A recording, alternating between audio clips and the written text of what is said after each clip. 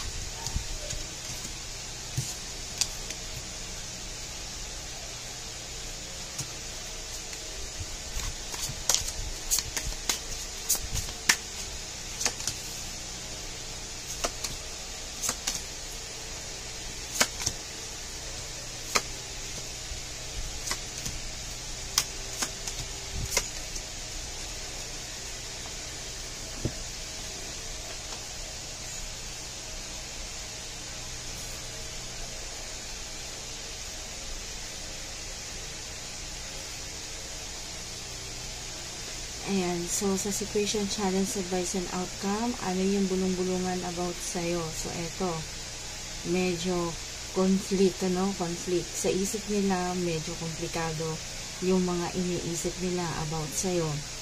Ayan, so may nababibe ako dito na ang tingin nila sa'yo, tingin muna ha, ang tingin nila sa'yo is kaya mo pag-isa or mag-isa ka lang sa buhay. Ayan, pero may nababibe din ako dito na ang tingin din nila sa'yo, isa kang multitasking. Ayan, kung ibig sabihin marami kang ginagawa sa buhay. At bukod doon, syempre, yun nababibe ko dito, bulong-bulungan nila sa'yo. Ikaw yung klase ng tao na hindi napipirme. Ayan, so hindi ka napipirme sa isang lugar lang, ganyan. Gusto mo yung yung papalit-palit o paiba-iba ka ng lugar. Ayan, so yun yung nababibe ko. Okay, so challenges, medyo nagiging judgmental na sila sa'yo. So, bukod sa nakikita ko na nakikita nila sa'yo yung medyo, ang tag dito, yung kumbaga ginajudge nila yung status mo sa buhay, kung ano yung situation mo sa buhay. Kumbaga nagkakaroon ng clarity sa'yo at sa side kung meron kang karelasyon. So nakikita nila yun, yung kumbaga nakikita yung ang tag dito ina-analyze, over-analyze. Ayan, so ino-over-analyze nila yung sitwasyon niyo dalawa, kung sino man yung kapartner mo. So yun yung doon, yung ang tag dito, yung iniisip nila. Ayan, kumbaga pinag-aaralan nila yung mga words or yung mga pinag-uusapan ninyo o yung sitwasyon ninyo, masyado nilang pinag-aaralan. Kumbaga talagang as in naka-stock sila doon kung ano yung sitwasyon mo, sa status mo sa buhay, ganyan. Kung sino yung kasama mo, kung sino yung partner mo, ganyan. So eto, general reading po to, at hindi po dito kahit na babae o lalaki, wala pong gender na pinipili kasi general reading po to. So, alam mo naman sa sarili mo kung alin ka, kung saan position na senaryo, ikaw yung tinutukoy ko, so alam mo naman kung alin ka doon. So hindi yung para sa lalaki lang yan o para sa babae, no. General po to, vice versa. So maaaring ikaw yung tinutukoy ko at maaari din si masculine o feminine yung tinutukoy ko, okay? Ayan, so sabi nga nila dito, may nababibe ako na yun nga, yung bulong-bulungan sa usapan na meron ka na namang bago. Kumbaga, may stalker na yung iba na lumalapit sa mga tarot reader, ganyan.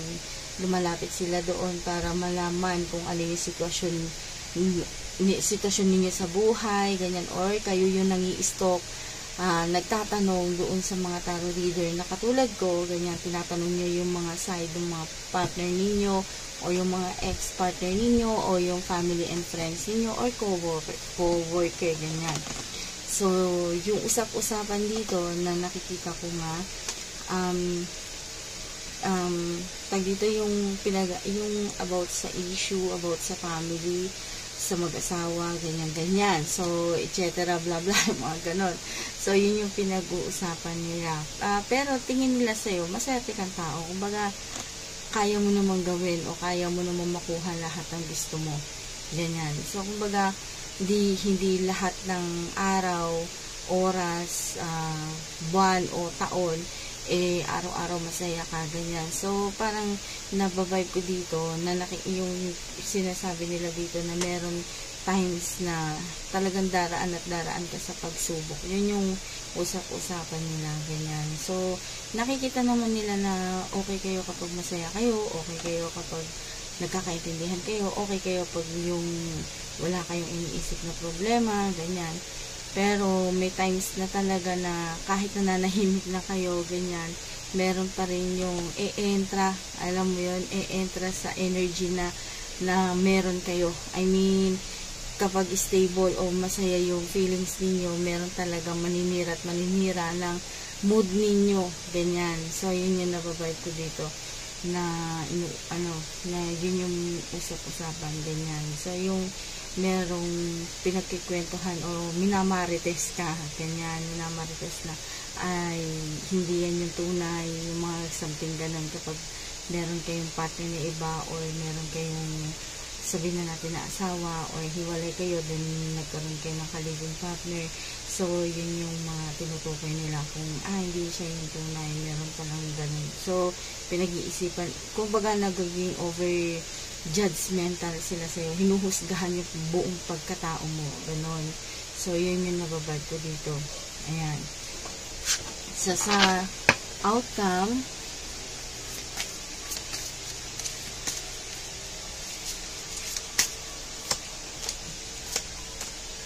ayan. So, advice dito, at yun na rin yung outcome, huwag mong isipin kung ano yung sinasabi nila sa'yo. Focus kung saan ka dito, yung magiging achiever, ganyan.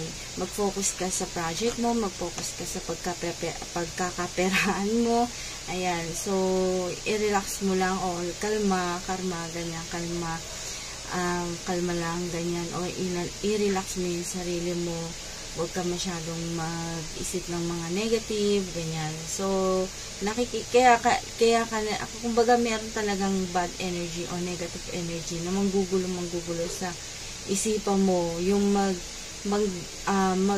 magtatanggal ng good energy mo. Kumbaga, nasa good yung energy mo, and then, parang maglolo siya, yung ganyan. Yung parang feeling mo madidrain ka, ganyan. Yung nawawalan ka ng lakas, ganyan.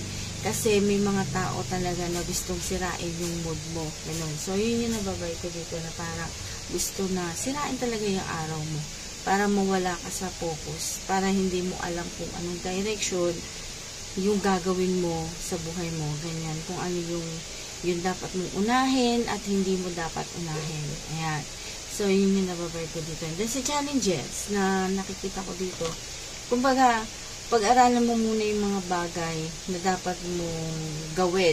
Ayan. So, nakikita din naman nila yun na alam nila na matalino ka. Kumbaga, alam nila na may isip ka naman, alam mo kung ano yung ginagawa mo. So, yung parang gusto ka lang nilang payuhan, pero antay dito, hindi ka tumatanggap ng mga advice ng iba. Ganyan, kumbaga, ayaw mo makarinig ng negative o ayaw mo makarinig ng opinion ng iba. Ganyan. Kumbaga, pag yung hindi mo na nagustuhan yung mga sinasabi ng iba, parang kina-cut off mo na sila. Ganyan. Kumbaga, ayaw mo na talagang pakinggan yung mga ayaw mo marinig. Ganyan. So, yun yung nababibe ko dito. Tuloy-tuloy pa rin yung, kumbaga, ito yung nagiging challenges sa'yo eh. Kumbaga, ikaw, yung pangarap mo kasi na gusto mong matupad, ganyan, na sa may connection sa manifesting, ganyan. Minamanifest mo siya sa utak mo, pero matagal. Sorry. Ayan. So, matagal yung nakikita ko dito. Kumbaga, minamanifest mo siya sa utak mo, and then, matagal na nakukuha mo yung gusto mo. Matagal na nangyayari yung gusto mo. Pero, may success. Yun nga lang talaga, kailangan ng effort. Kumbaga, ito is, ang dapat mong gawin is action and effort. Yung action, word action, tsaka kailangan mo, talaga, pag mag-effort ka talaga, mag-focus dun sa bagay na talagang yun yung goal mo. Yun. So, yun yung nababibe ko dito. Kasi malayo pa yung mararating mo. Malayo yung mararating mo. Yun nga lang talaga, stress. Kumbaga, na-stress ka, naguguluhan ka, curious ka na, yung, dito yung, hindi mo na alam kung, kumbaga, kasi napapasukan ka na ng negative energy eh. Nabablock na yung focus mo. Kumbaga, nabablock ng negative ng iba. Ayan, kasi sinesendan ka nila ng negative energy. So, yun yung nakikita ko dito. Excuse me. Na sinesendan ka nila ng negative. Ganyan. Kumbaga, doon sa mga palipad hangin, ganyan. So, yun yung sinesend nila sa'yo, yung negative, para hindi mo ma-achieve yung goals mo. Ganyan. Para hindi mo marating kung ano yung gusto mo marating sa buhay. Ganyan. Parang mas gusto nilang nakikita nila nagsasuffer ka. Ganon. Ayaw nila na makikitang achiever ka o successful ka. Ayaw nila na makita ng ganon. Parang gusto nila sila lang yung nakakalamang, sila lang yung nakakaangat, sila lang yung kumbaga parang sila lang yung right at ikaw wala kang right. Ganon. So, yun yung nababibe ko dito. So, yun lang po. Maraming salamat po. Thank you and God bless.